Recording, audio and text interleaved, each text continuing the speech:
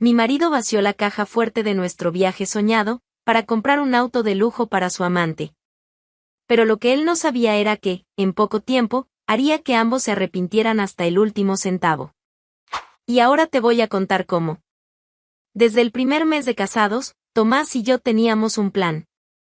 No era uno de esos sueños vagos, de los que se lanzan al aire y se olvidan después. No. Era claro, sólido, trazado con la misma precisión con la que él organizaba los tornillos en el banco del garaje. Íbamos a Suiza. No por casualidad, cada vez que veíamos esos paisajes en películas o revistas, nos mirábamos con la misma sonrisa. Era nuestro lugar, aunque nunca hubiéramos puesto un pie allí. Creamos un ritual. Cada vez que caía el salario, separábamos una cantidad y juntos íbamos al armario escondido del lavadero.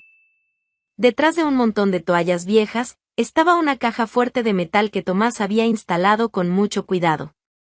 Yo anotaba todo en un cuaderno de tapa azul, con fecha, valor, hasta los centavos. Ningún centavo era solo un centavo, era un paso hacia los Alpes.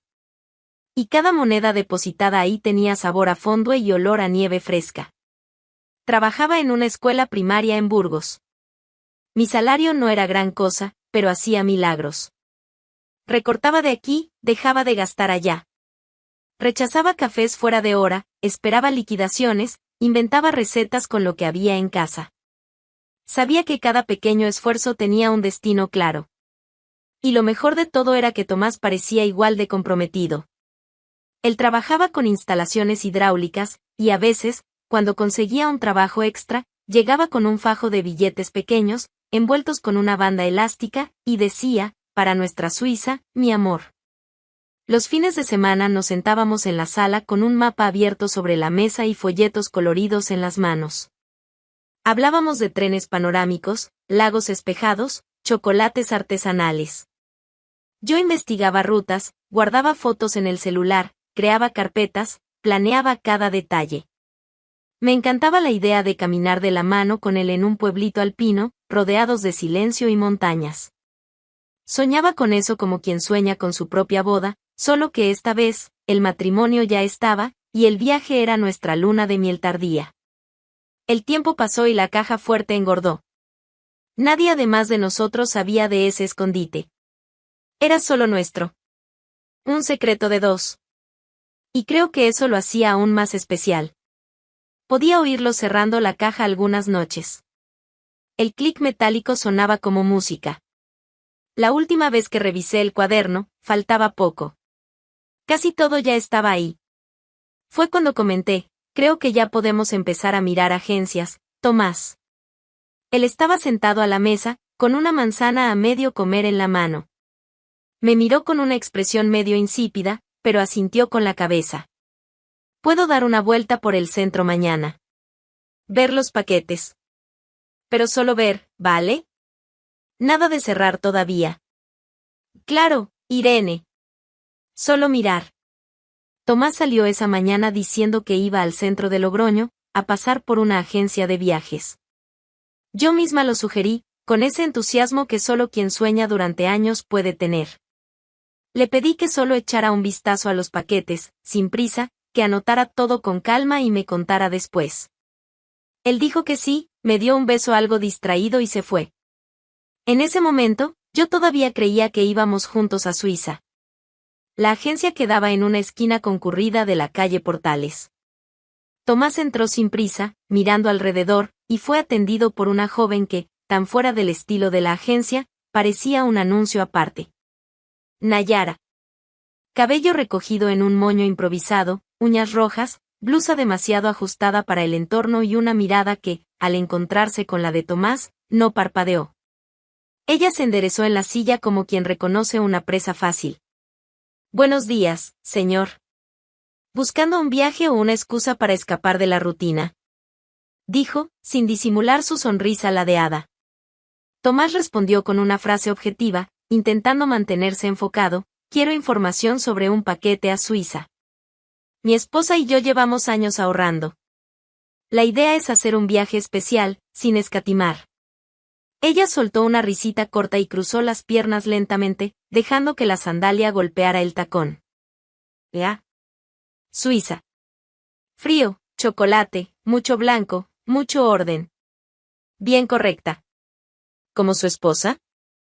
Tomás rió, algo incómodo, pero no lo negó. Era el tipo de provocación que nunca había recibido tan directamente. Nayara lo notó al instante. Hay muchos hombres que piensan que tienen que viajar para encontrar algo de emoción, se inclinó sobre el mostrador. Pero a veces, la aventura está justo frente a ellos. La conversación se salió del guión rápidamente. Casi no mostró paquetes. Prefirió hablar de experiencias, de placeres, de cosas que no se compran en un folleto. Tomás desviaba la mirada, pero no se levantaba. Y ella, al notar el efecto, fue directa. Voy a ser sincera, dijo en voz más baja, un hombre con tanto dinero guardado, con ese aire de que hace todo bien, merece algo más que una mujer insípida.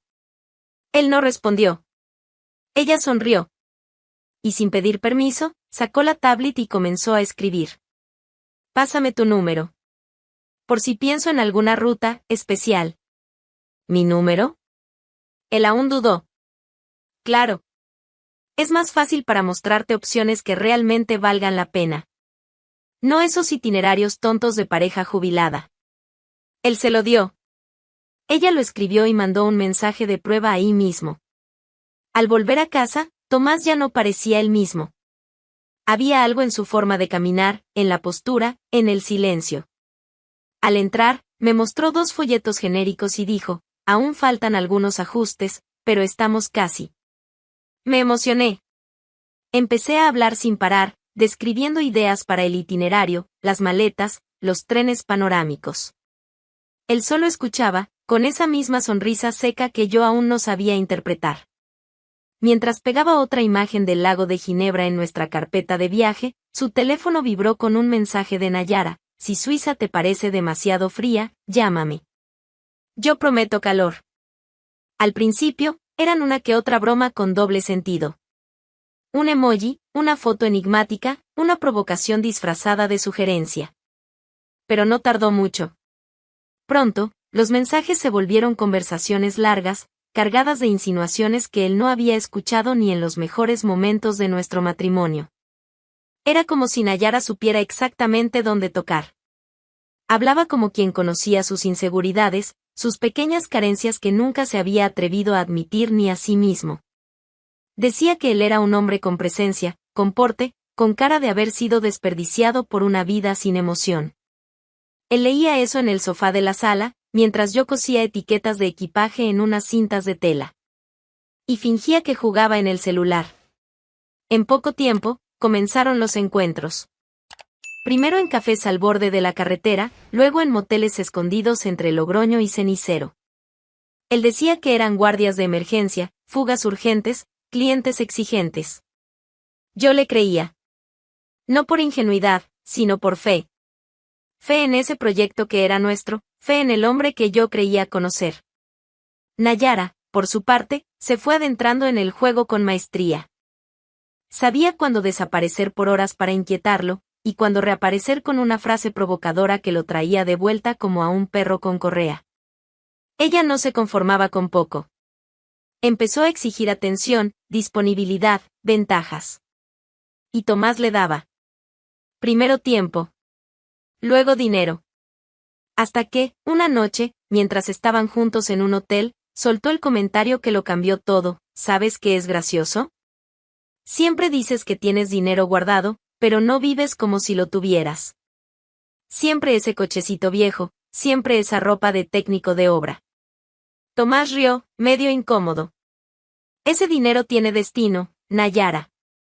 Es para el viaje. ¿Viaje con quién? ¿Con la mujer que cree que un folleto turístico es una guía de vida? Irene es mi esposa, Irene es un ancla. Y lo sabes. Despierta, Tomás. Pasas años ahorrando monedas para ir a ver hielo, con alguien que ya ni sabe cómo mirarte. No gritó. No lloró. Solo habló con un tono tranquilo y venenoso. Luego encendió un cigarro y remató: ¿quieres probarme algo? Entonces llévame mañana a una concesionaria. Muéstrame que sabes lo que es vivir en grande. porque, sinceramente, si todavía estás ahorrando para compartir un chocolate caliente con doña Irene, entonces ni me escribas más. Él se quedó callado. Pensó, sopesó, pero ya estaba demasiado involucrado. Nayara lo sabía. El control era de ella. Y él, que siempre pareció seguro, ahora caminaba con los hombros más caídos, la mirada más apagada, menos por arrepentimiento, más por miedo a perder ese papel de hombre deseado que ella le había otorgado. 2 días después, mientras yo corregía exámenes en la mesa de la cocina, Tomás fue hasta la lavandería. Abrió el armario, apartó las toallas, giró la combinación de la caja fuerte. Ni siquiera respiraba bien. Cuando la tapa de metal se abrió, la visión del montón de billetes, cuidadosamente organizados por mí a lo largo de los años, no lo hizo dudar. Se llevó todo. Hasta las monedas. Horas después, Nayara se tomaba selfies dentro de un coche nuevo, con asientos de cuero y techo solar. Un modelo alemán, rojo, llamativo, estacionado en el centro de Logroño. Tomás firmó los papeles con las manos sudadas. Y cuando la vendedora le entregó las llaves a ella, Nayara le dio un beso seco en la mejilla y dijo, como sellando un trato, ahora sí dejaste de ser invisible. Esa noche, volvió más tarde de lo habitual. Alegó que el trabajo en Nájera se había atrasado. Traía el olor de un perfume barato en el cuello de la camisa, pero yo no lo noté. Estaba demasiado ocupada pegando fotos de los Alpes suizos en una nueva hoja de la carpeta. La euforia que él mostró al principio pasó rápido. Duró poco más que el olor a coche nuevo. Bastó con que Nayara empezara a lucirse con las llaves colgando del dedo, para que Tomás dejara de ser prioridad. Los mensajes de ella se volvieron escasos. Frases cortas, respuestas frías. Nada de buenos días, ni sonrisitas ni bromas provocadoras. Él escribía, ella lo leía. Respondía horas después, si quería. La semana siguiente a la compra, fue abandonado sin ceremonia. Sin conversación. Sin despedida. Cuando intentó concertar un encuentro, ella respondió con un no puedo, estoy ocupada. Cuando insistió, recibió solo un emoji con los ojos en blanco. Y nada más. En el fondo, él ya lo sabía. Había sido usado. Y ahora, descartado como si no fuera más que un envoltorio barato, sucio y arrugado. Intentó ir tras ella. Incluso esperó fuera de la agencia, pero ella ni apareció. Después descubrió que había solicitado traslado a otra sucursal, una lo bastante lejos como para que él no se atreviera a ir. Entendió el mensaje, el juego había terminado. Ella había conseguido lo que quería. El coche era el trofeo. Él solo fue el camino hacia él. La vergüenza cayó como un peso sobre sus hombros. La culpa vino con ella, pesada y silenciosa. Pero Tomás no sentía remordimiento por mí. Lo sentía por él mismo. Por el papel ridículo que hizo. Por la caída. Por la humillación. Y entonces, con el alma ya por el suelo, finalmente hizo lo que debió haber hecho antes, habló. Me llamó para conversar una noche, mientras yo terminaba de pegar los últimos folletos en un mural que monté en nuestra habitación. Era la última página de la carpeta. Ya se podía sentir el viaje listo, al alcance de la mano. Irene, dijo, con la voz trabada. Necesito mostrarte algo. Fui con él hasta la lavandería, aún sin entender. Abrió el armario, apartó las toallas. Giró la combinación de la caja fuerte. Cuando la puerta se abrió, sentí el silencio pesar, el tipo de silencio que no se oye, se reconoce. Estaba vacía. Ni un billete, ni una moneda. Ni siquiera el papel donde anotaba los depósitos. Todo limpio. Como si nunca hubiera existido. Se apoyó en la pared, se pasó la mano por la cara, respiró hondo y dijo, me llevé el dinero. Todo. ¿Cómo que te lo llevaste? Yo, se lo di a alguien. ¿A alguien quién, Tomás? Y entonces lo contó todo. Habló de Nayara, de la agencia, de los mensajes, de los encuentros. Contó que le compró un coche. Que se involucró. Que mintió. Y que fue descartado en cuanto entregó la llave. Lo dijo todo, como quien raspa el fondo de su dignidad frente a su propia quiebra moral. Empecé a temblar de rabia. ¿Cómo puede alguien ser tan estúpido? Miré la caja fuerte vacía. Lo miré a él. Y entendí que ya no quedaba nada ahí. Ni dinero. Ni nosotros. Al día siguiente, contacté a un abogado. Le dije que quería iniciar un proceso. Que el dinero de la caja era fruto de mi trabajo. Años de sacrificio. De cuenta sumada moneda por moneda. El abogado escuchó todo en silencio, y al final solo dijo, podemos exigirlo judicialmente. Pero vamos a necesitar el nombre y la dirección de la mujer. Y así comenzó otro tipo de viaje. No aquel que lleva a paisajes nevados y chocolates artesanales. Sino uno que pasa por salas de espera, tribunales y despachos de abogados. ¿Y qué exige un tipo de fuerza que no se encuentra en un folleto? La justicia exigía la dirección de esa tal Nayara. Y Tomás, sin muchos argumentos, se vio obligado a proporcionarla. Nombre completo, número del edificio, piso. Todo registrado oficialmente. Cuando la documentación estuvo lista, el oficial de justicia me llamó. Con voz neutra, avisó que debía acompañarlo para entregar la notificación. Respondí con un simple claro y colgué. No pregunté nada. No temblé. Solo separé una ropa decente, me até el cabello, me puse un labial color vino y esperé la hora.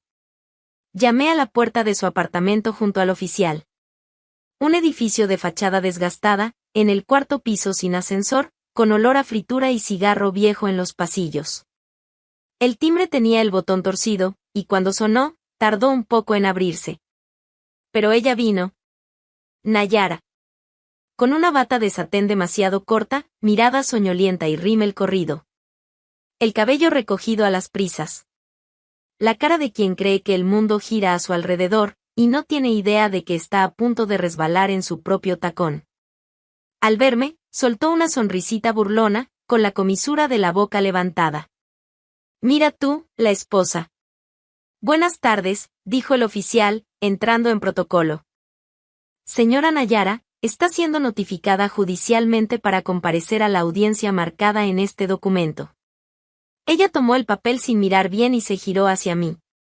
¿Viniste a ver con tus propios ojos, fue eso? Respiré hondo, mantuve la mirada firme y solté, con una voz dulce como azúcar falsa, solo vine a asegurarme de que supieras leer. Me pareció prudente. La sonrisita desapareció por 2 segundos. Volvió, pero con menos brillo. ¿Crees que vas a recuperar algo, eh? No creo nada, querida. Yo voy a recuperar. Di un paso al frente, ajusté la correa del bolso en el hombro. Y a diferencia de ti, no necesité tacones ni contoneo para conquistar nada. Todo lo mío fue con sudor. Literalmente. El oficial intentó disimular una sonrisa. Nayara puso los ojos en blanco, pero no respondió. Me di la vuelta con calma. Y antes de salir, lancé por encima del hombro, vamos a ver quién se ríe al final. En los meses siguientes, el proceso siguió como le gusta a la burocracia española, lento, detallado, lleno de papeles con términos técnicos y audiencias aplazadas. Pero yo estuve presente en cada una. Sería más fácil hacer que el hielo ardiera que lograr que yo desistiera. Mientras tanto, Nayara intentaba seguir su vida como si nada estuviera pasando.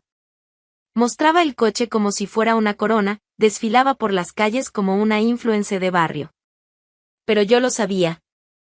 Sabía que tenía miedo. Sabía que el papel del oficial golpeando su puerta le quitaba más el sueño que cualquier grito mío alguna vez podría quitarle. Y entonces, llegó el día. Una mañana cualquiera en Logroño, cielo nublado, olor a pan fresco en el aire. Nayara volvía del supermercado, una bolsa en cada mano, los tacones agrietando la acera. El coche, aparcado frente al edificio, brillaba aún mojado por la lluvia de la madrugada. Fue entonces cuando llegó la grúa. Lenta, ruidosa, arrastrando cadenas.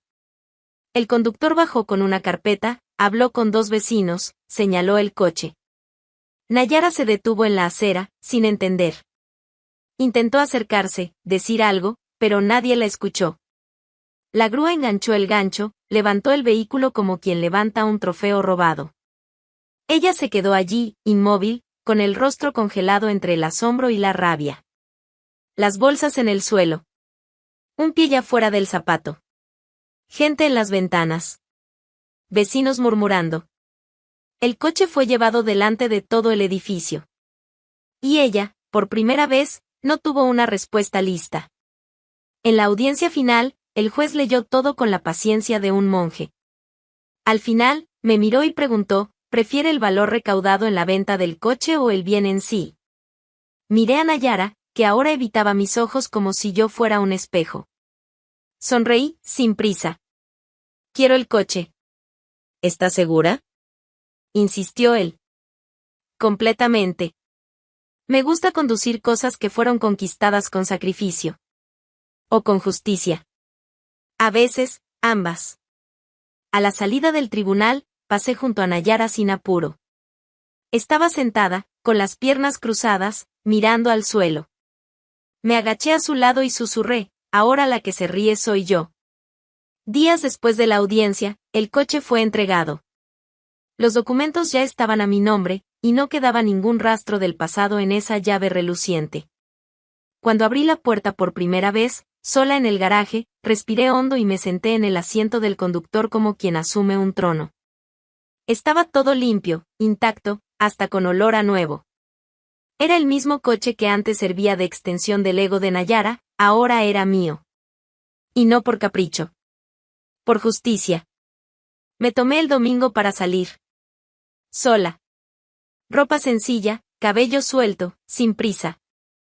Encendí la radio, puse una playlist antigua y salí por las calles de Logroño con las ventanas cerradas y una leve sonrisa. No había un destino definido. Solo el placer de ocupar ese espacio. Era demasiado simbólico, años siendo invisible dentro de casa, y ahora allí, siendo vista. Y desde el mejor lugar posible, el asiento del conductor. Tomé la ruta de la calle Chile, sin intención, guiada más por el instinto que por el mapa. Giré a la izquierda, tomé la avenida más ancha y, entonces, el semáforo se puso en rojo. Reduje la velocidad, me detuve y esperé. La lluvia era fina pero constante. Los limpiaparabrisas hacían ese sonido hipnótico, y el olor de la ciudad mojada entraba por una rendija de la ventana. Y fue allí, en ese instante común, que la vi. Al otro lado de la calle, entre las personas apuradas y empapadas, caminaba Nayara. La reconocí desde lejos. El mismo andar exagerado, como si aún desfilara para una audiencia, pero ahora con prisa, tropezando en sus propios pasos, tratando de equilibrar dos bolsas del supermercado. El tacón empapado se hundía en los charcos. El maquillaje, corrido. El cabello, pegado al rostro. El abrigo fino no aguantaba ni la llovizna, mucho menos el frío de quien ya no tiene escenario. Cruzaba la calle, encogida, como quien huye de todo, pero sin saber exactamente de qué. Fue automático. Bajé la ventana del coche. Esperé a que estuviera justo en el centro de la calle. Los faros se reflejaban en el agua del asfalto, y el ruido de la ciudad pareció disminuir por un instante. Nayara miró el coche, primero con desconfianza, luego, con asombro. Reconoció el modelo. Reconoció el asiento. Y entonces me vio. Yo estaba allí. En su lugar. Literalmente. Se quedó helada. Y antes de que intentara reaccionar, hablé. Alto. Claro. Y con la misma serenidad que usé en el tribunal, vaya, mira quién se volvió sopa. Ella parpadeó. Yo sonreí, con el codo apoyado en la ventana, pareces una gallina en salsa intentando cruzar la calle. ¿Dónde está el glamour, Nayara? ¿Bajaste de categoría? Se quedó muda. Intentó mantener la compostura, se acomodó el cabello mojado como si aún tuviera el control, pero ya no tenía nada de eso. Las bolsas plásticas resbalaban de sus manos, el tacón torcido hacía que su cuerpo se inclinara. Ridícula. Y lo mejor, ella lo sabía. ¿Sabes qué es irónico? Continué, levantando ligeramente la barbilla. Al final, tú me diste el coche. Solo que no sabías que era para esto. Gracias, ¿sí? El semáforo cambió. Pisé el acelerador, y el coche arrancó con fuerza, salpicando agua justo frente a ella. El agua la alcanzó en los pies, como un escupitajo de la propia vida. No miré atrás. Conduje unas cuantas cuadras más con una calma casi extraña. Sin prisa, sin culpa. Solo con esa sensación rara de victoria completa, sin necesidad de alzar la voz, sin necesidad de pedir justicia. Yo fui la justicia. Esa noche, estacioné en el garaje con la confianza de quien ya no le debe nada a nadie. Tomás, en ese punto, ya era un pasado mal digerido. Vivía en algún rincón de la ciudad, con nostalgia de todo lo que él mismo destruyó. Y Nayara, bueno, ahora sabía a qué sabe el desprecio cuando regresa. ¿Y yo? Yo estaba exactamente donde debía estar. Y, por fin, conduciendo. Fue en una mañana cualquiera, sin grandes anuncios, que recibí el comunicado de la escuela, promoción. Ahora me encargaría de la coordinación pedagógica. La noticia llegó en un sobre simple, pero con un peso simbólico gigante. Era reconocimiento. Era justicia. Y era mío. Sin depender de nadie más. La semana siguiente, entré en el sitio web de la aerolínea y finalicé la compra de los pasajes. Suiza. Ida y vuelta. Solo mi nombre en el billete. Fui al centro y saqué mi pasaporte nuevo. Llevé una foto reciente, con el cabello tal como es, sin preocuparme si agradaba o no.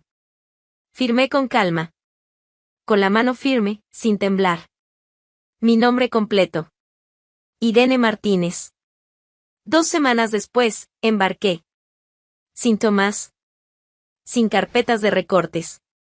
Sin promesas de algún día.